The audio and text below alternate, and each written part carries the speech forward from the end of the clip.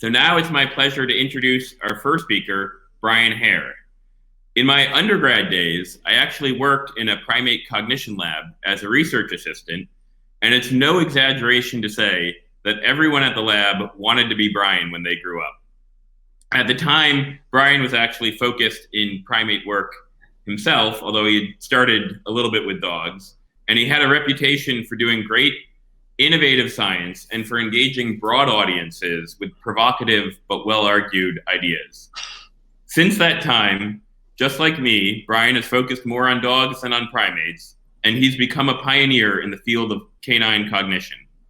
In addition to his successful academic career, Brian's authored 3 books, including The Genius of Dogs. He founded the company Dognition and has built a great lab at Duke. And by the way, that picture from my intro slide, I do owe him to let you know that that was at a animal sanctuary in Congo, and chimps make absolutely terrible pets, and so don't take the cute picture wrongly. But thank you, Brian, for coming to speak, and I look forward to listening. Thank you, Ryan, and what a great thing to put this together, and what a pleasure to get a chance to speak to the audience today and all the people working on trying to improve how we can breed amazing dogs. And just to reiterate some of the things that Ryan said, when we founded Dognition, which is a citizen science company, it was really kind of the same goal of trying to work together to make discoveries faster. So I think that's where Ryan and I also overlap. And I'm a huge Embark fan, because I think this is the way that if we love our dogs and we want to have them be happier and us be happier with them, this is how we do it, by working together and sharing information and making big discoveries. So it's a real pleasure to be here with the Embark team and help sort of launch this idea, because in that spirit of working together and discovering things faster, I think that's what this conference is about, is us trying to bring together expertise and have everybody work together for common dog good, I guess. And so it's really exciting to help kick it off.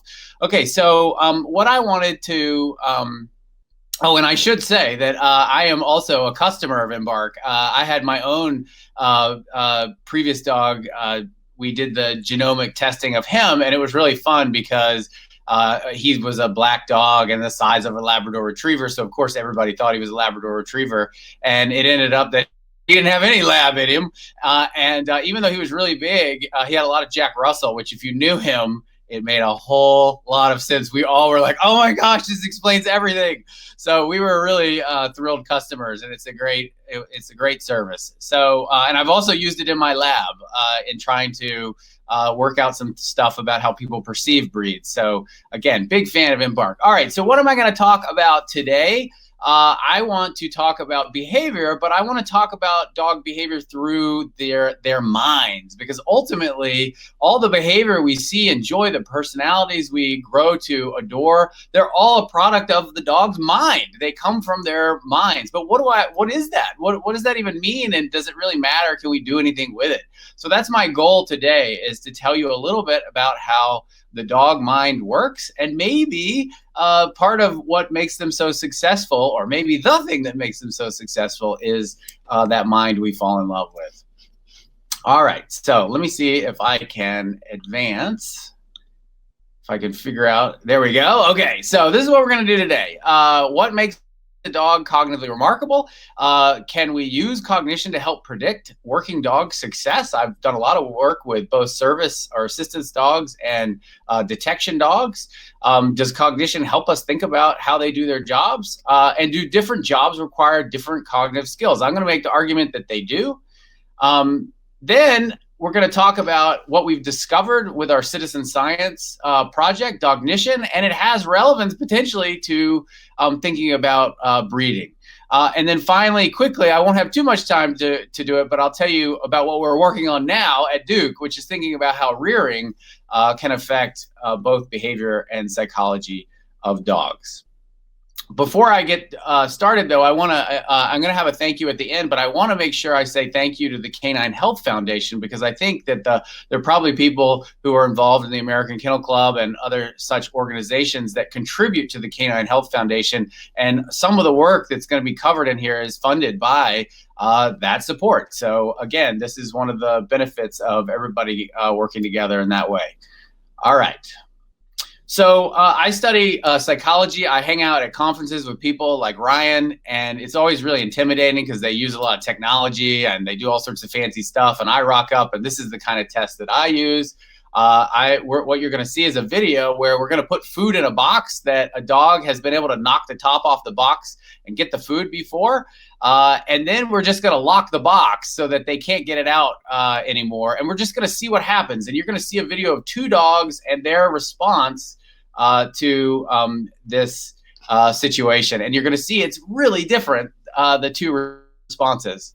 So let me see if I can roll the video.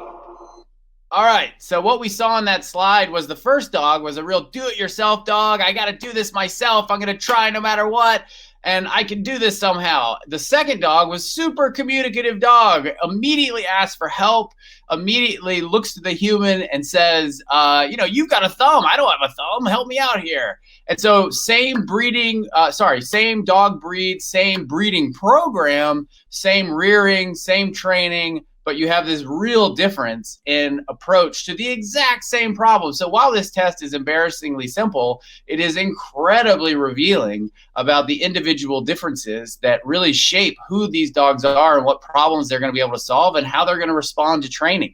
So that's one of the fun problems we've been working on at Duke, is how can we see puppies like these up here, these cute puppies up above, and sort of come up with some way to predict or measure what jobs they might be good at when they grow up, whether it's being a good pet or maybe being a detection dog or maybe a therapy dog or a service dog. Is there any way we could know early in a dog's life what might be their special skill set? And we've been using a cognitive approach to try to address this question with tests like the one I just showed you. And so I'm going to tell you more about what we've discovered there, because we have found some evidence that these kinds of games can help us predict. All right. So before we go any further, though, it'd be unfair for me to not tell you what cognition is. What is cognition? A lot of people throw that word around, but let me quickly help define it for you. So the key features that you have to understand about cognition is, the first one is that it involves private internal mental processes. That's a mouthful, but all it means is if I ask you a question like, do you remember what you ate for breakfast this morning? Well, you can remember that. You can remember, maybe what it was like to turn 21 or what happened on your 18th birthday. When you have those memories, those are representations. It's not that you had to behave or do anything with your body. Your mind is actually recalling representations that have been stored of past experiences. You can use those representations then to solve all sorts of problems and reflect on what's going on right now, or maybe make a plan for the future. So that's the first thing that's critical about cognition. And dogs, believe it or not, they have representations, and we have really good evidence for this. Okay. The next thing is that these representations can be used to make inferences, to reason, and to provide an avenue for flexible problem solving. So what that means is that in certain situations, you can make inferences about what someone is thinking, for instance. So in this picture, next to this little statement, there's some eyes.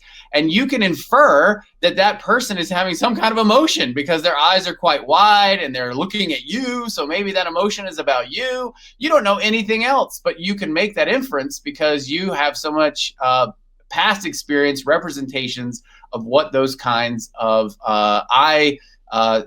morphology and connection with your eyes might mean.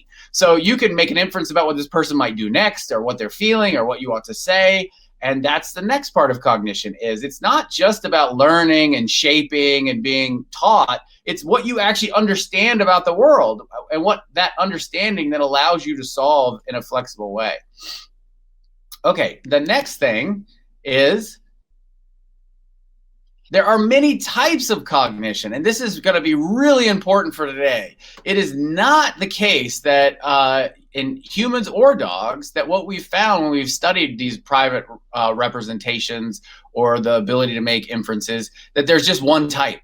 It's not that there's some general, oh, you either have it or you don't, or we can put one number on your cognitive ability. Instead, it ends up there's many types of cognitive abilities in animals, especially it's obvious, and even within any species, whether we're talking dogs or humans. So let me go to my next slide and give you an example of this.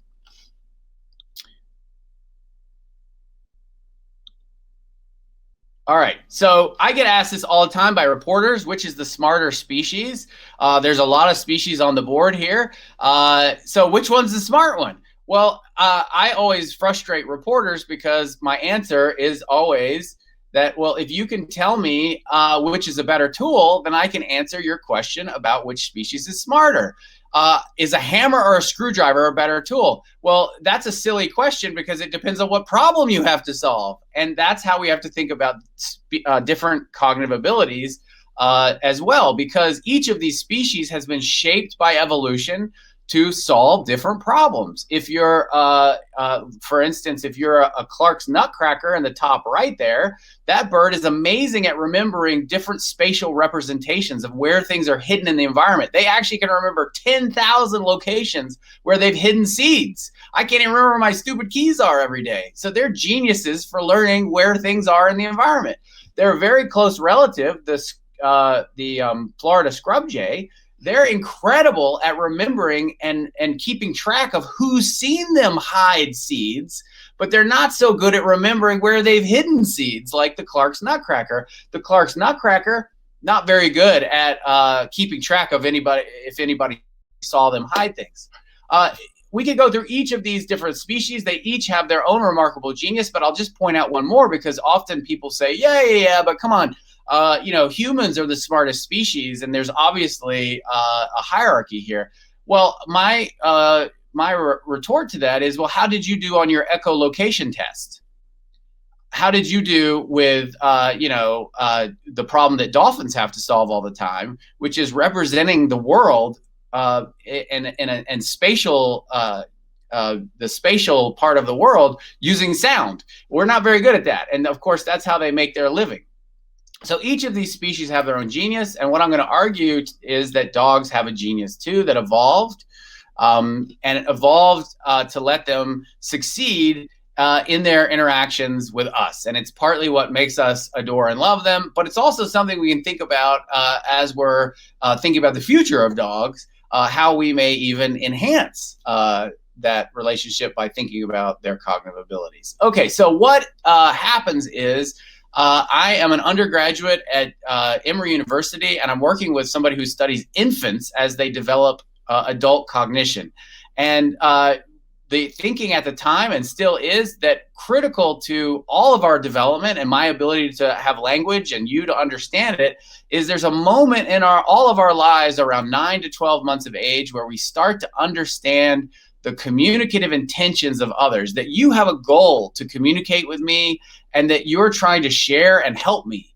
And the first marker that infants around 9 to 12 months start to do this is that we start understanding gestures, that somebody's pointing and showing you something, gesturing like this. And that's the first indication that 9 to 12-month-old infants are like, oh, you're trying to help me. You're trying to communicate to me. And they spontaneously understand this very early in development. And the thinking is when you develop that ability, then everything else builds on top of it. So all future cultural abilities, linguistic abilities, they all come from that first ability to start reasoning about and inferring what other people are thinking in terms of their hope to help and communicate with you.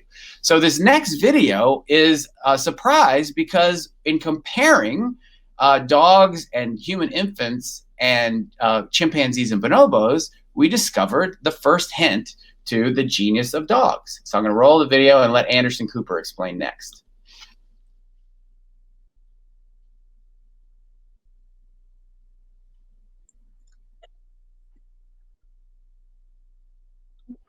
Okay.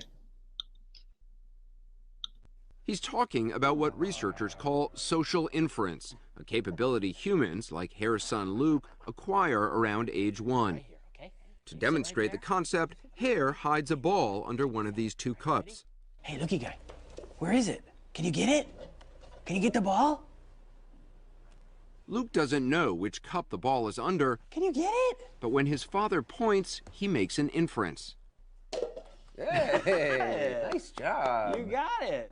So what does that show you? So when kids his age start understanding pointing, it's right when the foundations of what lead to language and culture start to develop. Hey. It might look simple, but when Hare tried the same test with bonobos, great apes he studied for more than a decade, look what happened. Bonobos, our closest genetic relatives, can't do it. You chose the wrong one. But Hare discovered dogs can. You ready? All right, I'm gonna hide in one of these 2 places. This 2-year-old Labrador named Sisu has no trouble understanding the meaning of pointing. Now, she doesn't know for sure which place you put it. That's right. There's no way she could know, and I'm just gonna tell her where it is. Okay, Sisu.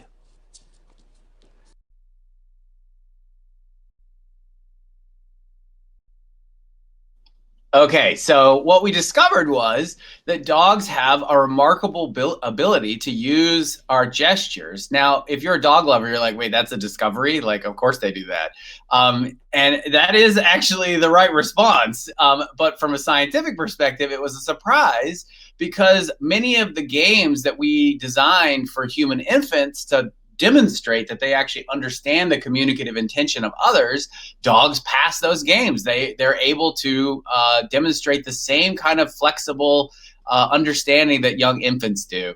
And we were able to rule out, of course, that dogs in this situation and other tests like this, they're not just using their noses to find the food and search for things. They actually are using visual information like the gestures we're providing. So this was a big surprise because our closest primate relatives, chimpanzees and bonobos, don't have this type of understanding, but dogs do. So, of course, that then begs the question, where does it come from? Why would it be that dogs can do this thing that chimpanzees and bonobos, who are way smarter than dogs on most things, can't possibly solve, aren't very good at solving, and it's so important to becoming a fully functioning adult human. All right. So I spent a long time, and I'm gonna summarize decades of work in a few minutes, and just say what we discovered was that it's domestication. That during the interactions with humans over the last 25,000 years, dogs evolved the ability during domestication, and actually as a result of domestication.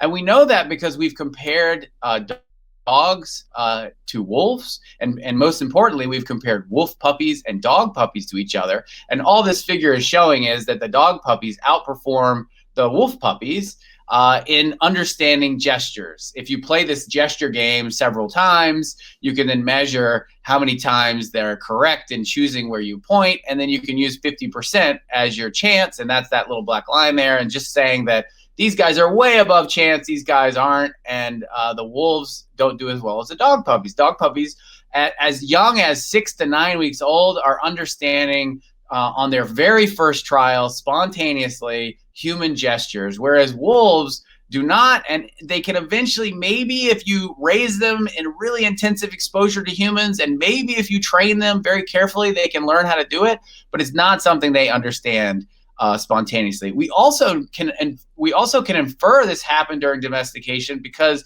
I studied a population of foxes in Siberia that were experimentally domesticated. They were selected for their attraction and interest in humans. And over many generations, they actually were altered by that selection. They're more likely to have floppy ears and curly tails as a result. And we compared a line of foxes that had experienced that selection to a line that was a control that didn't. And we found the same pattern. The foxes that were selected to be friendly were spontaneously able to understand human gestures in the way that dog puppies do. And the control foxes were more like the wolves. They didn't really understand what the humans were saying. So we know that this is something that happened as a result of domestication, and that there was selection and probably selection for friendliness, not direct selection on this trait, that led to human-like abilities in dogs that we enjoy today. The other thing that was discovered as a result of comparisons with wolves and dogs, that probably is we think is a result of domestication, is dogs make a lot of eye contact. I'm sure you all know this and enjoy it. But the reason we enjoy it is because it apparently creates an increase in a neural hormone known as oxytocin. This is the same hormone that enables social bonding between parent and infant in our own species and others.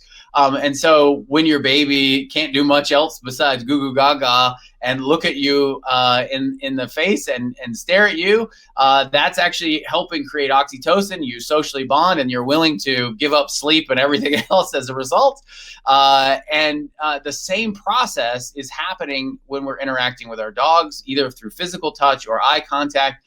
And effectively, dogs, it seems, have hijacked that social bonding pathway. And we really do feel love, but we're experiencing it physiologically as well, the physiological equivalent of love. Again, wolves, we do not see this type of response. So fascinating that this is the effect that potentially domestication has had. Not only can they understand us in ways that other organisms and animals can't, but they also have a physiological response. We have a physiological response that is the equivalent of what we experience when we are falling in love with our own babies. Okay. So what we think happened was that during domestication, these changes occurred. And we know, based on work by brilliant geneticists who are Ryan's colleagues and Ryan himself, that dogs began evolving 15 to 25,000 years ago. There were no agriculturalists. There were no industrialists at that point. Everyone was living as hunter-gatherer foragers. It means that it was through interactions with foraging populations that dogs began to evolve.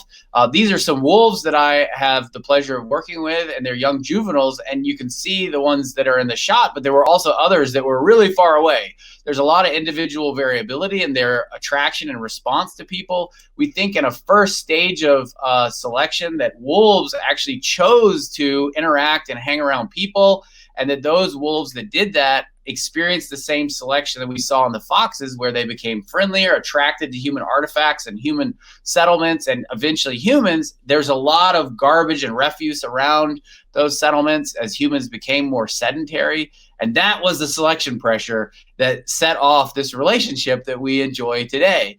So really, it was wolves, a special population of wolves choosing us, not us going out and saying, hey, I'm a forager. I think it would be great to have to feed a wolf baby for generations and domesticate and create a dog. I don't think that's what happened. So we think there were two stages. The first stage is this what we call self-domestication, where wolves chose to domesticate themselves. A second stage we're more familiar with began 150 to 200 years ago, where there was intentional artificial selection. It's the origin of the breed clubs and the European breeds. And my own childhood dog, Oreo, as a result of that, who led in part to us discovering the importance of dogs understanding these cooperative communicative gestures, because he was very good at it, as you might have experienced with playing fetch endlessly. There he is with his tennis balls. And when you throw the balls, he'd lose them and you'd gesture to where he could go find them. And that's kind of how it all started, was me saying, hey, I think my dog could do this thing that infants can do, because I used to play fetch with him a lot. Okay, so there are a lot of people now, because dogs have this remarkable social genius that seems human-like, who are working with dogs, trying to understand everything we can about dog psychology. So these canine cognition centers, like the one we have at Duke, that's dedicated to understanding dog psychology and evolution and behavior, they're spreading, and it's really exciting. We've really discovered more in the last 10 years than we had in the previous 100. And so I want to share a little bit more about what we found out. So there's not just social games that have been developed. There are also non-social games, and this is an example of one. And the other thing that's critical is it's not just about discovering that dogs are genius. It's also where they're not so genius is a big part of what we do. It's trying to understand what they don't understand as well as what they do understand in these different types of cognition. So this is a game that measures a different type of cognition, what we call inhibition or self-control. And what you're going to see is the dog is going to be asked to go around the barrier. There's a gap in the barrier so that she can get around that fence and get to where the human's standing, and there's a reward. But then the barrier is actually going to be shifted to the dog's left. And the question is, does the dog realize it's been shifted and go in the new hole in the barrier, or does it remember and represent the old success, and that actually remembering the old success gets in the way of solving this new problem? Even here. Good girl.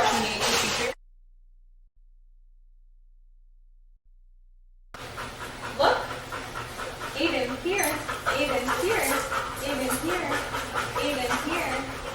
Look. Bell here.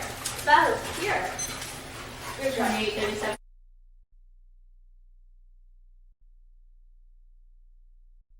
So what we see there is, again, same breed, same rearing, same training.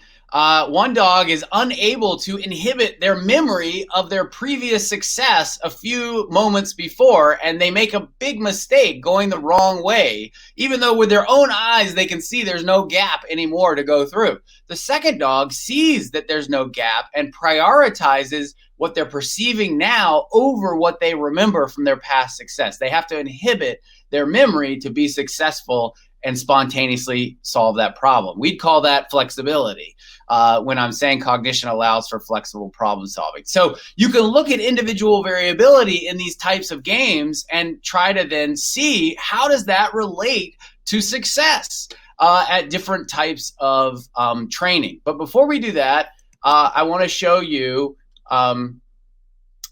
when we went to compare dogs to humans and chimpanzees on a whole host of cognitive tests, a whole host of cognitive games, what happened? What was the general pattern? If each of these circles represents a different cognitive game, trying to measure different types of problem-solving skills, if we gave them to hundreds of dogs and over 100 chimpanzees and infants and then compare them to each other, what do we find? Because often people say, oh, dogs are so smart, or dogs are not so smart, or this dog is smart, or that dog isn't smart. I'm a comparative psychologist. And so when people say that, I always say, well, compared to what? When you say your dog is smart, compared to who? What? What are you comparing it to? And so this is our attempt to sort of say, well, let's compare them to human infants and chimpanzees and see how they perform relative. And what we find is that dogs, if these circles sort of represent success and skill, that dogs, they're pretty good at this communication stuff. Memory's fine. Understanding the causal world, or things like gravity, or that solid objects can't pass through each other, not their best. You know this because you walk dogs on a leash. And they don't always understand they're connected to you, and that things that are attached are connected. And that's why when you're going to a light post, they don't always go on your side when they're on a leash, because they don't understand they're connected to you. And so that's really hard for dogs. So relative to other species, what do they look like? Well, so you can see that great apes on causality and memory are much better than dogs. Their circles are bigger. But when it comes to this communication, the cooperative communication, that's really where dogs stand out. And that's why we're confident to say that it's their genius as a species relative to other organisms. It's what really makes them different. Okay, and we can take the same game and we can look within dogs. We can look at different populations of dogs at individual variability in those different populations and ask and do the same type of comparison. And here's what we find when we look at dogs that were bomb detecting dogs, a heterogeneous sample of pet dogs, and a sample of dogs being trained as assistance dogs. What you see is that there are some dogs that are really good at self-control and some dogs that are not so good at self-control. There's some dogs that have amazing memory, and that both of the working dog populations have better cooperative communicative skills. It's important for me to tell you that none of these dogs, when they were tested, had yet been trained. They were going to be trained, but they had not yet been trained. So they had been bred and reared for these purposes, but they had not yet had their formal training. And of course, what you see is that the self-control is quite low in the detecting dogs and very high in assistant dogs. And we found that, for instance, is a really key indicator of success in future training. If you're going to be a detector dog, you want to see low self-control, it ends up. And if you're going to be an assistance dog, you need to see high self-control. Both of these groups, it ends up that their communicative ability is really, really important. Okay. This is a little bit more detail about those findings. Basically, you can walk down and see how detector dogs and assistance dogs compare. On some of the games, they need it to be successful. And what predicts their success in their training programs is that they do well on the same games. So for instance, being good at understanding pointing gestures is really predictive of being good at either type of work. But there were other games where they had the opposite finding. For instance, when it came to reasoning about the causal world, it was the opposite result. In the detector dogs, if you were good at those problems, it predicted you'd be good at training. If you were bad at causal reasoning, it predicted you'd be good as an assistance dog. It's counterintuitive because actually being bad on the test is a good predictor you'll be good in this type of training. So we were able to show relationships between these games, and not only relationships, but we were able to test a whole other group of dogs and predict their performance in training. Okay, and this is just to highlight that there were also games or cognitive skills that were important, different games that were important for the different groups of dogs as well. So I think that what this shows for me is that different jobs require different cognitive skills to learn how to do them. All right, so now I'm going to turn to our citizen science project, Dognition. And what we did was, not unlike Embark, we asked people to sign up and play contribute to the science, unlike Embark, where you get a saliva sample and send it in. In the case of Dognition, you play some cognitive games. We teach you how. And then as you're playing the games, your data is recorded. So we provide you instructions on how to play the games on the website. As you're playing them, you record what your dog does. Did they go left? Did they go right? Did they choose the food or not? And then once you're finished with all the sets of games, and there's 10 games that measure 5 different types of cognitive abilities, then you can compare your dog's performance to all the other dogs that have played these same games. Because again, when you're saying my dog is so smart or my dog is not, or my breed is so smart or my breed is not so smart, again, compared to what? I think the comparison is with other dogs. It's not unlike what geneticists are doing. It's the same logic. So you get a report on your individual dog, how it compares to all other dogs who have played this game. Okay, We have data from about 30,000 dogs from all over the world, and I can now share with you a little bit about what we found, because it's kind of exciting because we have such a big data set, because everybody worked together. Just to echo what Ryan said, we can make discoveries much faster, and not only that, but we can make discoveries we absolutely could not make otherwise. There's no way what I'm about to show you I could ever in my career at Duke do. Even if I got a bunch of scientists to work together, we just could never have done what I'm about to show you because it's just too big, the data sets. Okay, the first thing is we were able to show that the data that citizen scientists, people at home working with their dogs, reported was actually high quality. We were able to replicate many of the findings that had been found before, and we were able to demonstrate that there really are 5 or 6 different types of dog cognition. They do vary independently. And all I'm trying to say when I say that is, just like with humans, there's math and English and history. If you are good at one math problem, it predicts you're good at another math problem. It doesn't necessarily predict that you're going to be good at writing an English essay. And that's what I'm saying here when I say there's different types of intelligence. Being good at one of the cognitive games that measures something like communication, it doesn't predict how a dog is going to do when it comes to memory and remembering where things are in their environment, and vice versa. So we found really nice evidence for that, looking at individual variability in the dog data that we had. And not only that, but we can start to look, and since this is people who really love dog breeds, we can look at the impact or importance of dog breeds. So what I want to do is walk you through some data now that just looks at the behavioral data itself, the cognitive measures, and let's look at breed differences. And you guys can follow along. Unfortunately, if we were live, we could have an interactive exploration of what I'm about to show you. But we'll just,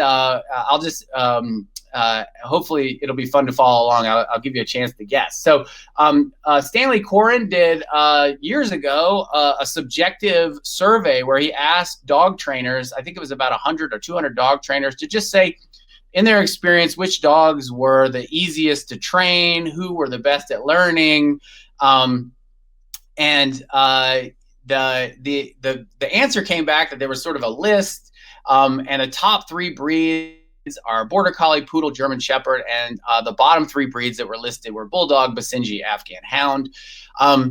And the trainability of dogs that he asked about sort of got sort of misconstrued as dog intelligence. And so this list has been used for decades as sort of a measure or a way to understand dog intelligence. So I want to present Dognition data that I think challenges our normal understanding that you either have or don't have intelligence, and that they're, that Border Collies are the smartest or whatever.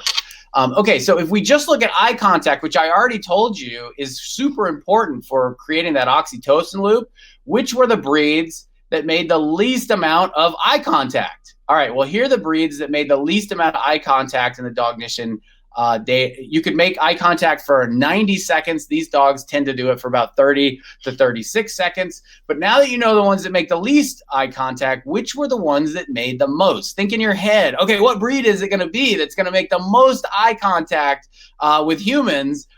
If you put a piece of food next to your face and you say, okay, look at me, here's the food, which dog is going to make the most eye contact? Which breed is that going to be?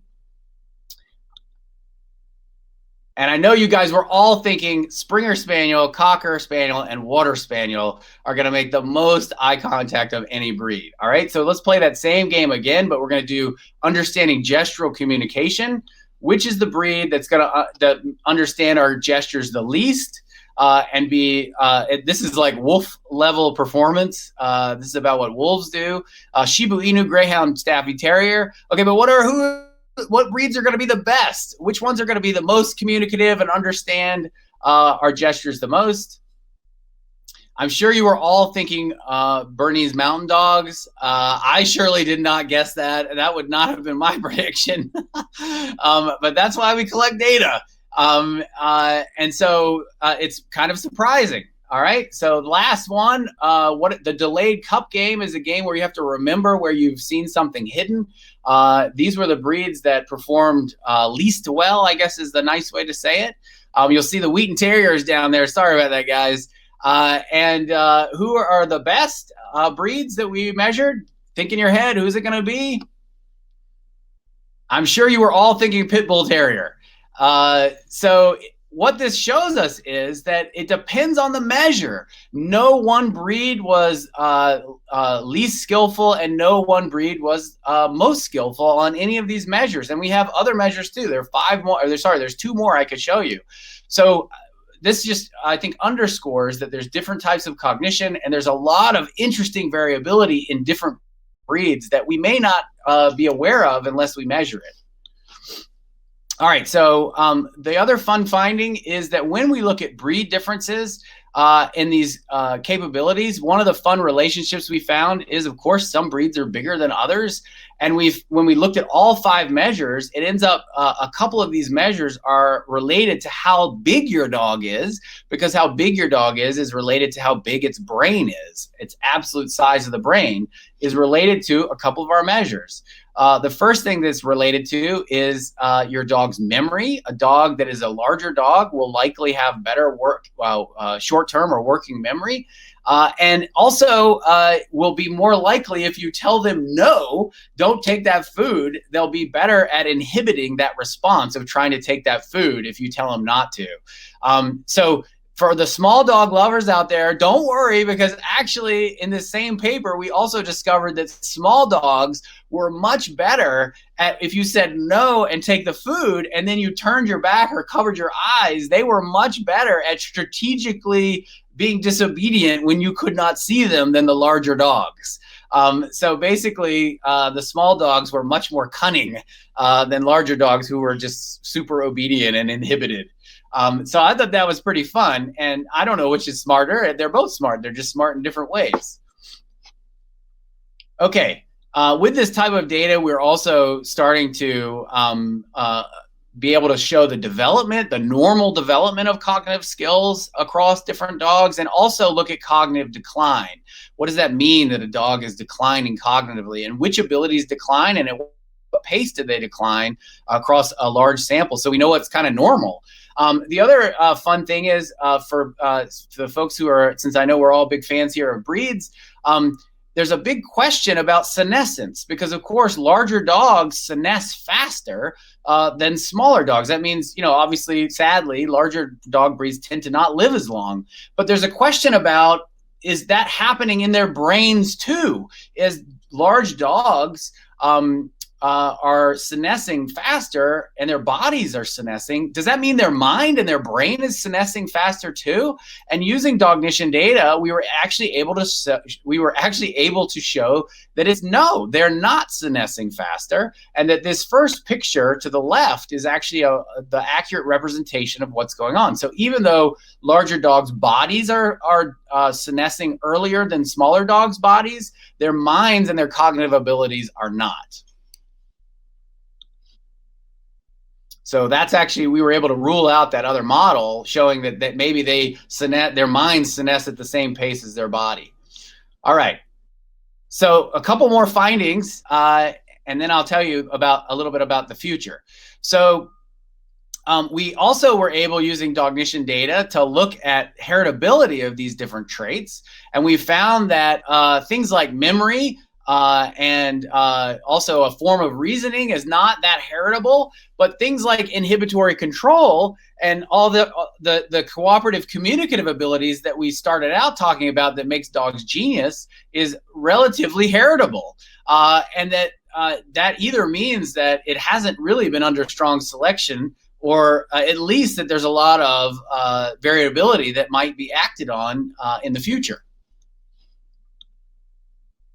And of course, that's really exciting, because especially the cooperative communicative skills are things that are really important for working dogs, as we saw earlier. And that means there's individual variability that still could be acted on in a variety of ways that may enhance their ability to do their jobs in future generations.